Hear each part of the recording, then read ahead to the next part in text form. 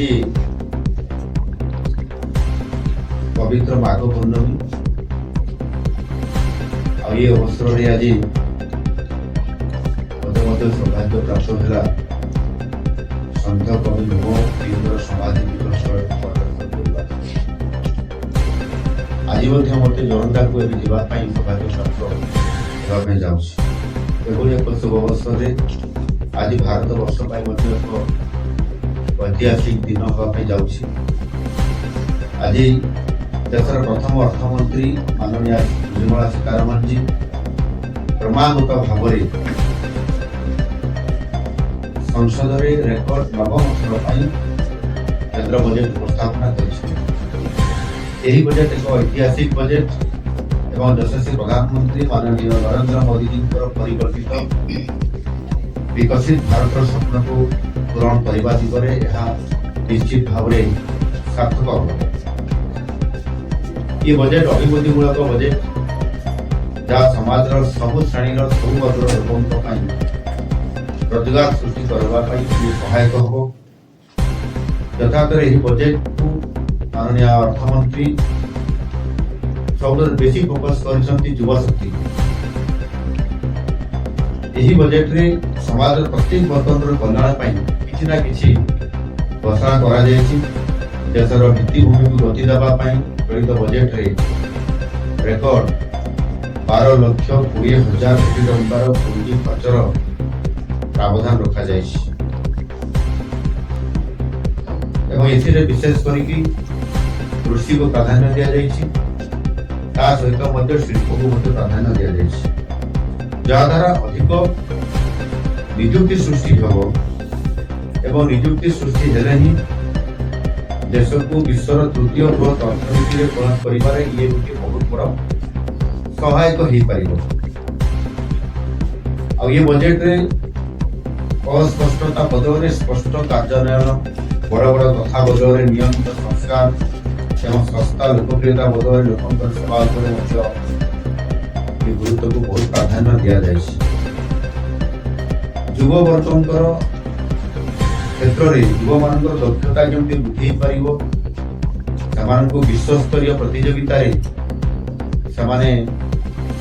योग्यता केमती लाभ करें आत्मविश्वासी हो पारे देशर विकास प्रति अवदान केमती भविष्य वृद्धि हो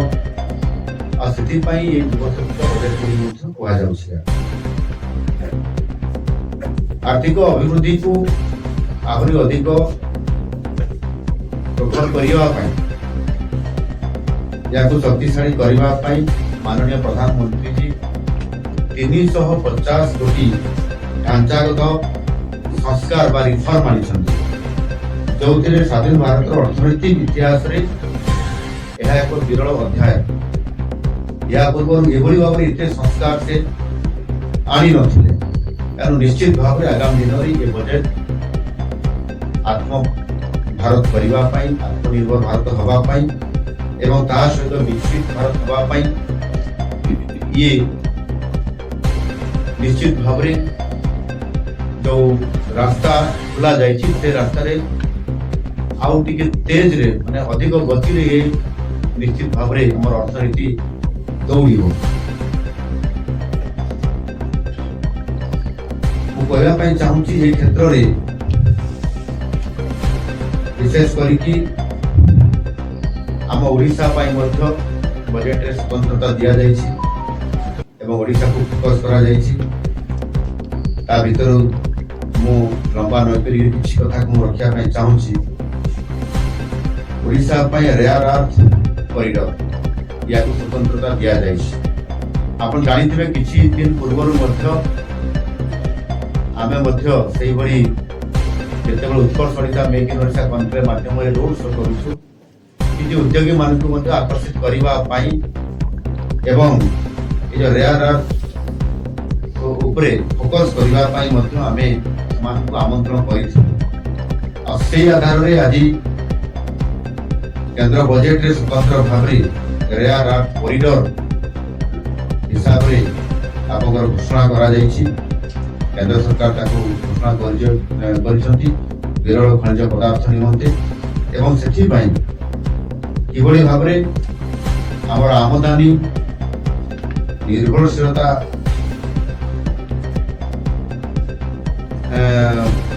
ପାଇବ ଏବଂ ସ୍ଥାନୀୟ ଶିଳ୍ପକୁ ମଧ୍ୟ ପ୍ରୋତ୍ସାହିତ କରିବ।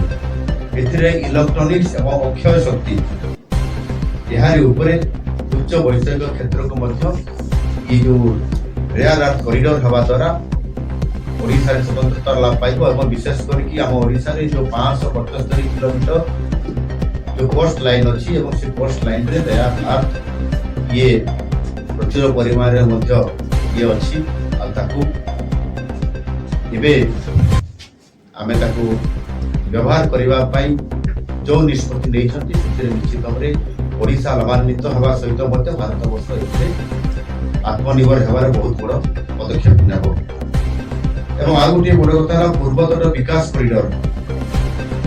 ଏଥିରେ ପୂର୍ବ ଉପକୂଳରେ ଥିବା ଆମ ପର୍ଯ୍ୟଟନକୁ ଅର୍ଥନୈତିକ ହବ୍ ଏ ଦୁଇଟା କରିବା ପାଇଁ ମଧ୍ୟ ଗୋଟେ ଗୁରୁତ୍ୱ ବଜେଟରେ ସ୍ୱତନ୍ତ୍ରତା ଦିଆଯାଇଛି। ଉପକୂଳ ଭୌଗୋଳିକ ଏବଂ ଅର୍ଥନୈତିକ ସଂଯୋଗ ହେତୁ ଓଡ଼ିଶା ଲାଭାନ୍ୱିତ ହେବାର ସମ୍ପୂର୍ଣ୍ଣ ଭାବରେ ଭରପୁର ସୁଯୋଗ ରହିଛି। ଏବଂ ଏଇ ଯୋଉ ପୂର୍ବତର ବିକାଶ କରିଡର ସେଥିରେ 5ଟି ରାଜ୍ୟ ଅଛି, ବିହାର, ଝାଡ଼ଖଣ୍ଡ, ପଶ୍ଚିମବଙ୍ଗ, ଓଡ଼ିଶା ଏବଂ ଆନ୍ଧ୍ରପ୍ରଦେଶ। এই 5ଟିର ପର୍ଯ୍ୟଟନ ସ୍ଥଳୀ ସୃଷ୍ଟି କରାଯିବା ସହିତ ମଧ୍ୟ ସ୍ୱତନ୍ତ୍ରତା ଭାବରେ ଫୋକସ କରାଯାଇଛି ଏବଂ ତାହାର କେନ୍ଦ୍ରବିନ୍ଦୁ ମଧ୍ୟ ହେଉଛି ଓଡ଼ିଶା। ଏବଂ ଏହାର ପରିବହନ ପାଇଁ ଆନୁଷଙ୍ଗିକ ବ୍ୟବସ୍ଥା ପାଇଁ ସ୍ୱତନ୍ତ୍ରତା ଦେବା ପାଇଁ 4000 ଇ ବସ୍ର ମଧ୍ୟ ଯୋଗାଇ ଦେବା ପାଇଁ ଏଥିରେ ବଜେଟରେ ସ୍ୱତନ୍ତ୍ରତା ଦିଆଯାଇଛି। ଆସନ୍ତା 5 ବର୍ଷ ମଧ୍ୟରେ 20ଟି ନୂତନ ଜାତୀୟ ଜଳପଥ କାର୍ଯ୍ୟକ୍ରମ ହେବ। ଏହି ପଦକ୍ଷେପର ଏକ ଅଂଶ ସ୍ୱରୂପ ଭାବରେ NW5 ପ୍ରଥମ ପର୍ଯ୍ୟାୟରେ ଏହା କାର୍ଯ୍ୟକାରୀ ହେବ।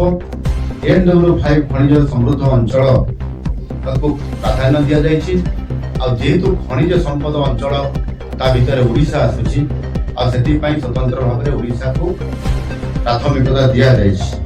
ଏଥିରେ ବିଶେଷ କରିକି ତାଳଚେର ଏବଂ ଅନୁଗୁଳ ଅଞ୍ଚଳକୁ ଓଡ଼ିଶାର ପାରାଦୀପ ଏବଂ ଧାମରା ଭଳି ପ୍ରମୁଖ ଶିଳ୍ପ ଏବଂ ବନ୍ଦର ହବ୍ ସହିତ ସଂଯୋଗ କରିବା ପାଇଁ ଜଳପଥରେ ତାର ଟ୍ରାନ୍ସପୋର୍ଟିଂ କରିବା ପାଇଁ ଯାହା ଦକ୍ଷ ଏବଂ ସୁଲଭ ମାଲ ପରିବହନରେ ସହାୟକ ହେବ। ଆପଣଙ୍କର ପ୍ରଦୂଷଣକୁ ମଧ୍ୟ ରୋକାଯାଇ ପାରିବ। ରେଳ ଏବଂ ସଡ଼କ ନେଟୱାର୍କ ଉପରେ ମଧ୍ୟ ଯୋଉ ଆମର ଗୋଟେ ଲଜିଷ୍ଟିକର ବହୁତ ବଡ଼ ଗୋଟେ ଚାପ ରହୁଛି ତାକୁ ମଧ୍ୟ ଇଏ ହ୍ରାସ କରିବାରେ ପ୍ରମୁଖ ଭୂମିକା ନେବ।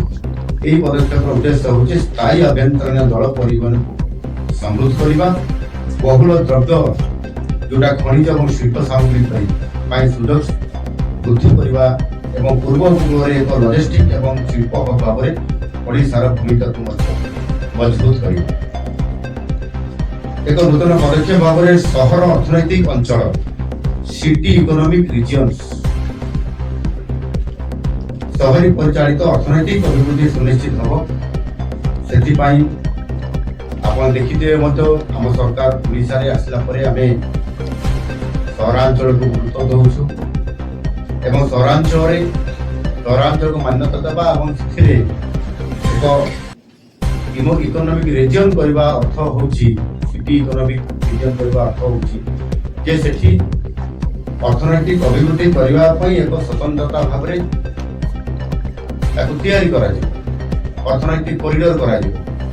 ସେଥିରେ ବିଭିନ୍ନ ପ୍ରତିଷ୍ଠାନ, ବିଭିନ୍ନ ଅନୁଷ୍ଠାନ, ବିଭିନ୍ନ ପ୍ରୋଜେକ୍ଟ, ବିଭିନ୍ନ ଶିଳ୍ପ ଏବଂ ଲୋକଙ୍କର ଆମ୍ୟୁନିଟିଜକୁ ଆଧାର କରିକି କରାଯିବ, ଯୋଉଥିରେ କି ଅଧିକ ଲୋକ ନିୟୋଜିତ ହେବେ, କାମ କରିବେ, ଲୋକଙ୍କର ରୋଜଗାର ବଢ଼ିବ ଏବଂ ଏଥିରେ ଆଞ୍ଚଳିକ ସହରାଞ୍ଚଳର କ୍ଲଷ୍ଟର ଗୁଡ଼ିକ ଅଟୋମେଟିକାଲି ଇଏ ଲାଭ ହେବେ। ଏବଂ ସେଥିପାଇଁ ଆମେ ମଧ୍ୟ ଉତ୍କଳ ଓଡ଼ିଶାରେ ମଧ୍ୟ ଯେମିତି ଫୋକସ୍ କରୁଛୁ ଯେ ସବୁ ଜିଲ୍ଲାରେ ଶିଳ୍ପ ହବ, ଶିଳ୍ପର ଗୋଟେ ହବ୍ କରାଯିବ। ଆପଣଙ୍କର ଟେକ୍ସଟାଇଲ ପାର୍କ କରାଯିବ, ଆପଣଙ୍କର ଷ୍ଟିଲର ପାର୍କ କରାଯିବ, ଅନେକ ପ୍ରଡକ୍ଟର ବି ମଧ୍ୟ ପାର୍କ କରାଯିବ। ଏହାକୁ ଆଧାର କରିକି ଯାହା କେନ୍ଦ୍ର ସରକାର ବଜେଟରେ ସ୍ୱତନ୍ତ୍ର ସ୍ଥାନ ଦେଇଛନ୍ତି ସିଟି ଇକୋନୋମିକ ରିଜିଅନ୍ସ, ଏହା ଆସନ୍ତା 5 ବର୍ଷ ମଧ୍ୟରେ ଆପଣଙ୍କର 5000 କୋଟି ଟଙ୍କାର ଆବଣ୍ଟନ ମାନେ ସିଆର ପିଛା ଗୋଟେ ସିଟି ପିଛା ଆପଣଙ୍କର ସିଟି ଇକୋନୋମିକ ରିଜିଅନ୍ସ ପ୍ରତି 5,000 କୋଟି ଟଙ୍କା ଆବଣ୍ଟନ ପ୍ରସ୍ତାବ ଦିଆଯାଇଛି। ତାର ଭିତ୍ତିଭୂମି ସହିତ ସର୍ଭିସ ପୁଞ୍ଜି ବିନିଯୋଗ କିଭଳି ଭାବରେ ସେ ସହରକୁ ଉନ୍ନତି ଆଣିବ, ଅଧିକ ଲୋକ ରୋଜଗାର ପାଇବେ ଏବଂ ରୋଜଗାର କଲେ ଅର୍ଥନୈତିକ ଅଭିବୃଦ୍ଧି ବଢ଼ିବ, ইয়াକୁ ଆଧାର କରିକି ଯୋଉ କରାଯାଇଛି। ଏବଂ କିଛି ଦିନ ପୂର୍ବରୁ ଆମ ଓଡ଼ିଶା ସରକାର ମଧ୍ୟ ଘୋଷଣା କରିଥିଲେ କଟକ, ଭୁବନେଶ୍ୱର, କଟକ, ପାରାଦୀପ, ପୁରୀ এই ସହରାଞ୍ଚଳକୁ ନେଇକରି ଗୋଟେ କରିଡର ପାଇଁ ମଧ୍ୟ ଆମେ ଘୋଷଣା କରିଛୁ। ଏହା ଆମ ପାଇଁ ବରଦାନ ସଦୃଶ୍ୟ ହେଲା ଓଡ଼ିଶା ପାଇଁ ଏବଂ ଏଥିରେ ସ୍ୱତନ୍ତ୍ର ଭାବେ ଆମେ ଗୋଟେ ବଡ଼ ଅର୍ଥନୈତିକ କରିଡର ମଧ୍ୟ ପାଇବା ପାଇଁ ଯାଉଛୁ। ବନ୍ୟଜନ୍ତୁ ପର୍ଯ୍ୟଟନ ଏବଂ ପରିବେଶ ସୁରକ୍ଷାକୁ ପ୍ରୋତ୍ସାହିତ କରିବା ପାଇଁ ଓଡ଼ିଶା, କର୍ଣ୍ଣାଟକ ଏବଂ କେରଳ ସମେତ ରାଜ୍ୟର ପ୍ରମୁଖ କଇଁଛ ବସା ବାନ୍ଧିବା ସ୍ଥଳ ନିକଟରେ କଇଁଛ ଟ୍ରେଲ୍ସ ବିକଶିତ କରାଯିବା ପାଇଁ କେନ୍ଦ୍ର ବଜେଟରେ ସ୍ୱତନ୍ତ୍ର ଭାବରେ ସ୍ଥାନ ଦିଆଯାଇଛି। ଏଥିରେ ପ୍ରକୃତି ଭିତ୍ତିକ ପର୍ଯ୍ୟଟନ ଯୋଜନା, ପରିବେଶ ଅନୁକୂଳ ପର୍ଯ୍ୟଟନ ଭିତ୍ତିଭୂମି ଉପରେ ମଧ୍ୟ କେନ୍ଦ୍ରିତ କରାଯାଇଛି, ଯୋଉଥିରେ କି ଆପଣଙ୍କର ଧାମରାରୁ ଆପଣଙ୍କର ଗୋପାଳପୁର ପର୍ଯ୍ୟନ୍ତ, ଯୋଉଠି ଆପଣଙ୍କର ଆମର କଇଁଛ ମାନଙ୍କର ଅଣ୍ଡା ଦେବା ଏବଂ ସେମାନେ ପ୍ରତିବର୍ଷରେ ଆସନ୍ତି ଗୋପାଳପୁରରେ ଆପଣଙ୍କର ଭିତରକନିକା ଅଞ୍ଚଳରେ। ଏ ଅଞ୍ଚଳକୁ ସମ୍ପୂର୍ଣ୍ଣ ଭାବରେ ଏକ ପରିବେଶ ଅନୁକୂଳ ପର୍ଯ୍ୟଟନ ଭିତ୍ତିଭୂମି କରିବା ପାଇଁ କେନ୍ଦ୍ରର ସ୍ୱତନ୍ତ୍ର ଭାବରେ ଦିଆଯାଇଛି। ବିକଶିତ ଭାରତର ଆବଶ୍ୟକତାକୁ ଲକ୍ଷ୍ୟ ରଖି ମହାତ୍ମା ଗାନ୍ଧୀ ଜାତୀୟ ଗ୍ରାମୀଣ ନିଶ୍ଚିତ କର୍ମନିଯୁକ୍ତି ଯୋଜନା MGNREGA ର ଗୋଟେ ବହୁତ ବଡ଼ ପରିବର୍ତ୍ତନ ଆସିଛି। କିନ୍ତୁ କିଛି ଦିନ ପୂର୍ବରୁ ଏକଥା ଆପଣମାନେ ଜାଣିଛନ୍ତି।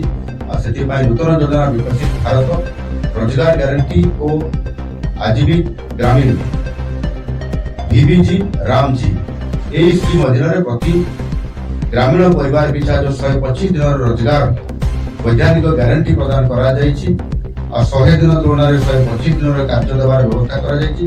ଏଥିରେ 2026-27 ଆର୍ଥିକ ବର୍ଷ ପାଇଁ ମୋଟ 1,51,000 କୋଟି ଟଙ୍କାର ଯୋଉ ଆବଶ୍ୟକତା ପଡୁଛି ବଜେଟରେ, ସେଥିରେ କେନ୍ଦ୍ର ସରକାରଙ୍କର ଅଂଶ ମଧ୍ୟ 95,692 କୋଟି ଟଙ୍କାର ପ୍ରାବଧାନ ରଖାଯାଇଛି ଏବଂ ସେହି ଅନୁସାରେ ଏହାକୁ 60-40 ରେସିଓରେ କାର୍ଯ୍ୟକ୍ରମର ଯୋଜନା ଭିତରେ ଇଏ ନିଶ୍ଚିତ ଭାବରେ ସ୍ୱତନ୍ତ୍ର ଭାବରେ ଇଏ ଗୋଟିଏ ଠୋସ୍ କାର୍ଯ୍ୟକ୍ରମ ଭିତରେ ହେବ, ଯେଉଁଥିରେ କି ଲୋକଙ୍କର ରୋଜଗାର ବଢ଼ିବା ସହିତ ଭିତ୍ତିଭୂମି ପ୍ରତିଷ୍ଠା ହେବାରେ ବହୁତ ସହାୟତା। ଆଗରୁ 30,000 ଟଙ୍କା ଖର୍ଚ୍ଚ କରାଯାଉଛି କେନ୍ଦ୍ର ସରକାର, ଆମ ସରକାର ଏବେ ଆସିଲା ପରେ ଏବଂ ଏଇ ଯୋଉ ନୂଆ VBG ରାମଜୀ ଏ ସ୍କିମ୍ ଆଣିଲା ପରେ 30,000 କୋଟିକୁ ବୃଦ୍ଧି କରିକି 95,692 କୋଟି ଟଙ୍କା ଏହାର ପ୍ରାବଧାନ ରଖାଯାଇଛି ଏବଂ ତାହା ସହିତ ମଧ୍ୟ ରାଜ୍ୟ ସରକାରର ବଜେଟରେ ମଧ୍ୟ ତାଙ୍କ ସେୟାର ମଧ୍ୟ ରଖାଯାଇଛି। ଓଡ଼ିଶା ଭଳି ଉପକୂଳବର୍ତ୍ତୀ ରାଜ୍ୟମାନଙ୍କର କୃଷକମାନଙ୍କର ଆୟ, ଉତ୍ପାଦକତା ଏବଂ ଗ୍ରାମୀଣ ନିଯୁକ୍ତି ବୃଦ୍ଧି ପାଇଁ ଉଚ୍ଚ ମୂଲ୍ୟର କୃଷିର ଅଂଶ ଭାବରେ ନଡ଼ିଆ, କାଜୁ, ଚନ୍ଦନ ପାଇଁ ଯୋଜନା ସହାୟକ ମଧ୍ୟ ଇଏ କରାଯାଇଛି। ଆଗାମୀ ଦିନରେ ଏହାର ଉତ୍ପାଦକତା ବୃଦ୍ଧି ପାଇଁ ଇଏ ସମସ୍ତ ନଡ଼ିଆ ଏବଂ କାଜୁ ଏବଂ ଚନ୍ଦନ ପାଇଁ ଏହାର ଅଧିକ ପ୍ରୋତ୍ସାହନ ଦେବାର ଯୋଉ ଲକ୍ଷ୍ୟ ରଖାଯାଇଛି, ଏହା ଦ୍ୱାରା ଆମର ପ୍ରଡକ୍ସନ ବଢ଼ିବ। ପ୍ରଡକ୍ସନ ବଢ଼ିଲେ ସେହି ଅନୁସାରେ ନିଶ୍ଚିତ ଭାବରେ ଏଥିରେ ଯେଉଁମାନେ ନିୟୋଜିତ ହେଇଥିବେ, ଯେଉଁମାନେ ଏ କାର୍ଯ୍ୟ କରୁଥିବେ, ଯେଉଁ ଚାଷୀମାନେ, ସେମାନେ ନିଶ୍ଚିତ ଭାବରେ ଏଥିରେ ସମ୍ପୂର୍ଣ୍ଣ ଭାବରେ ଉପକୃତ ହେବା ସହିତ ଆତ୍ମନିର୍ଭର ହେବା କ୍ଷେତ୍ରରେ ଇଏ ଗୋଟେ ବହୁତ ବଡ଼ ଗୁରୁତ୍ୱ ଭୂମିକା ନିର୍ଭର କରିବ। ବିଶେଷ କରିକି ଆପଣଙ୍କର ଉତ୍ପାଦନ ଏବଂ ପ୍ରକ୍ରିୟାକରଣ ଇକୋସିଷ୍ଟମକୁ ମଜବୁତ କରିବା ପାଇଁ ଏସବୁ କରାଯାଇଛି। ତେଣୁ ଆଗାମୀ ଦିନରେ ନିଶ୍ଚିତ ଭାବରେ ଏହା ଅର୍ଥନୈତିକ ଅଭିବୃଦ୍ଧି ସହିତ ରୋଜଗାର ସୃଷ୍ଟି କରିବାରେ ବହୁତ ବଡ଼ ଭୂମିକା ନିର୍ବାହ ନିଶ୍ଚିତ ଭାବରେ କରିବ। ସେଇଭଳି ଭାବରେ ଯଦି ଆମେ ଦେଖିବା ତାହେଲେ ଏଥିରେ ଅନେକ କ୍ଷେତ୍ରରେ ଗୁରୁତ୍ୱପୂର୍ଣ୍ଣ ପଦକ୍ଷେପ ନେଇଛନ୍ତି ଏବଂ GSTକୁ ଆହୁରି ତାକୁ ରିଫର୍ମ କରିବା ପାଇଁ ନିଷ୍ପତ୍ତି ନେଇଛନ୍ତି।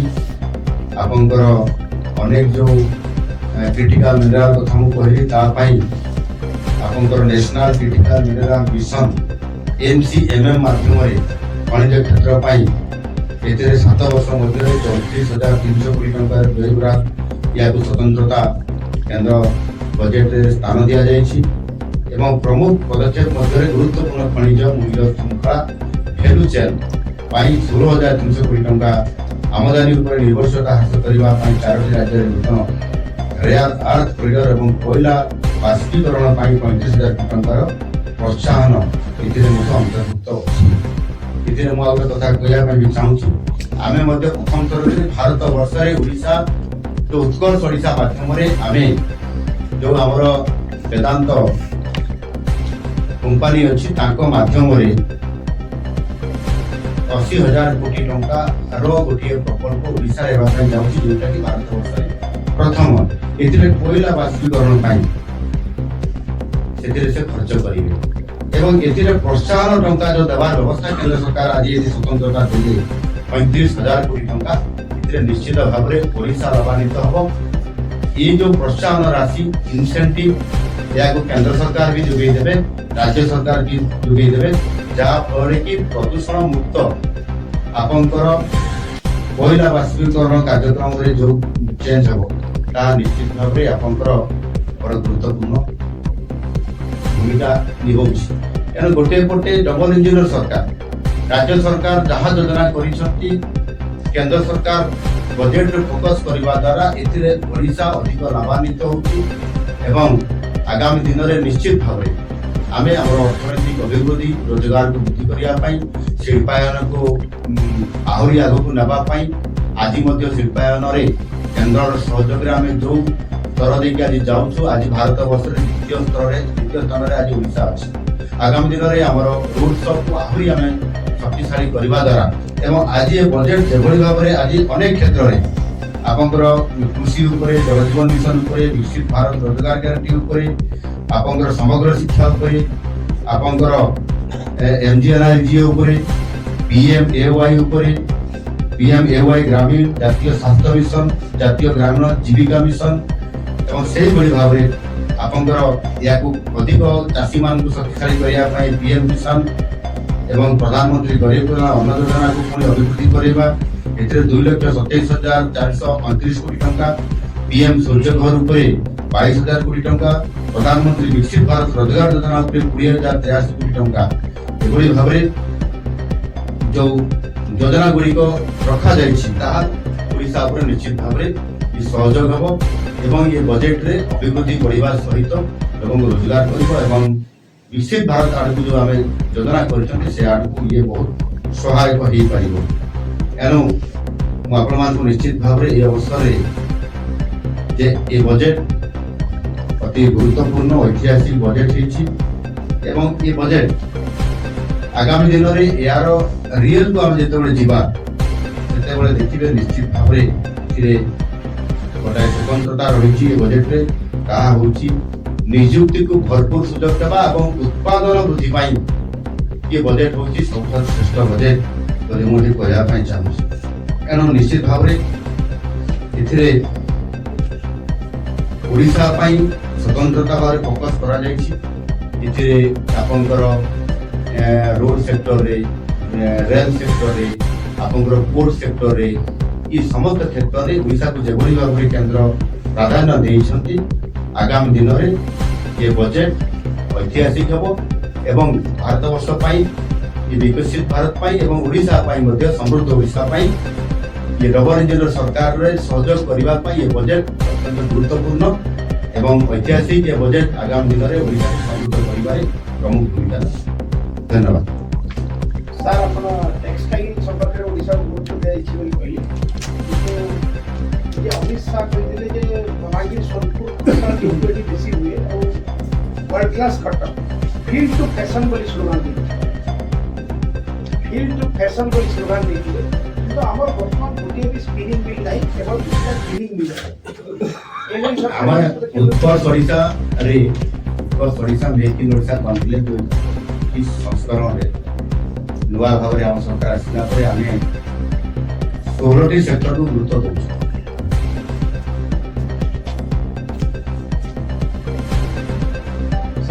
16टी सेक्टर को आम गुरुत्व दौर एवं टेक्सटाइल को गुरुत्व दौर। आगामी दिन में आम 16 जिले में शिल्पायन कर 30 जिले शिल्पायन कर ତା ଭିତରେ ଯୋଉଠି ଆମର କଟନର ପ୍ରଡକ୍ସନ ଅଛି ଅଧିକ କଳାହାଣ୍ଡି World class cotton ଅଛି। ଏବଂ ସେଇ ଆଧାରରେ ଆମେ କରିବା ପାଇଁ ଯାଉଛୁ। ସେଥିପାଇଁ ମଧ୍ୟ ଆମେ ତାଙ୍କରି ଉପରେ ଆମେ ରୋଡ୍ ଶୋ ବି କରିଛୁ, ସେମାନେ ବି ଆସିବା ପାଇଁ ରେଡି ଅଛନ୍ତି। ଏବଂ ଏଥିରେ ଆପଣ ଦେଖନ୍ତୁ ନିଶ୍ଚିତ ଭାବରେ ଆମେ ଏଥିରେ ପାରଦର୍ଶିତା ଲାଭ କରିବୁ ଏବଂ ଲୋକମାନଙ୍କୁ ଆଧାର କରିବୁ ଯୋଉଠି ଯୋଉ ଅଞ୍ଚଳରେ ଯୋଉ ପ୍ରଡକ୍ଟ ହଉଛି ତାକୁ ନେଇକରି ଶିଳ୍ପାୟନକୁ ଯୋଡ଼ି ଦେବା। ସମସ୍ୟା ରୋକିବା ପାଇଁ ମଧ୍ୟ ଇଏ ଗୋଟେ ଭଲ ପଦକ୍ଷେପ ହେଇପାରିବ। ସର୍ତ୍ତରୁ ଗୋଟେ ସ୍ପିରିଂ ମିଳୁ ଯୋଉଟା କମ୍ ମୁଁ ଏବେ ଦେଖିକି ଆସିଲି ରାସ୍ତାରେ ଆସିଲା ବେଳେ ଇଏ ନିଶ୍ଚିତ ଭାବରେ ଏହାକୁ ଟ୍ରାନ୍ସଫର୍ମ କରାଯିବ। କାରଣ ଆମ ପାଖରେ ର ମେଟେରିଆଲ ଅଛି। ନିଶ୍ଚିତ ଭାବରେ ଟ୍ରାନ୍ସଫର୍ମ କରାଯିବ। ମୁଁ ଦେଖୁଥିଲି କେତେ ଜାଗା ଅଛି ବୋଲି ବି ଆମର ମାନର ବିଧାୟକ ପଚାରୁଥିଲି। ୟା ଉପରେ ଆମେ ଟୋଟାଲି କଳାହାଣ୍ଡି ବଲାଙ୍ଗୀର ସୋନପୁର ଏ ଅଞ୍ଚଳ ଯୋଉ କହୁଛନ୍ତି ତା ଉପରେ ବହୁତ ଫୋକସ କରାଯିବ। ଆଗାମୀ ଦିନରେ ଏବଂ ଟେକ୍ସଟାଇଲ ହବ ଏ ଅଞ୍ଚଳ। ନିଶ୍ଚିତ ଭାବରେ ମୁଁ ଆପଣ ସୁନିଶ୍ଚିତ କରିକି ଯାଉଛି textile hub. Textile. Thank you.